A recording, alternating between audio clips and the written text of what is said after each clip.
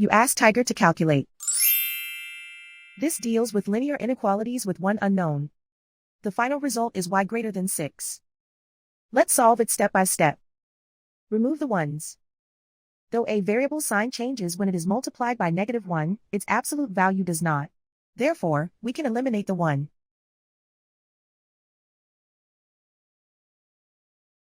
Swap sides.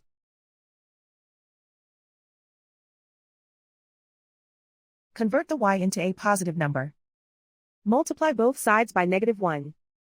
Whenever you multiply or divide by a negative, reverse the inequality sign.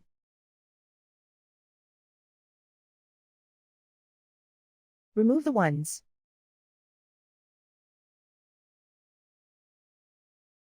Simplify the arithmetic.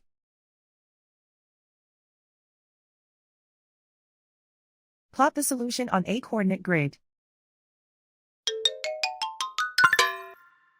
And so the final result is y greater than 6.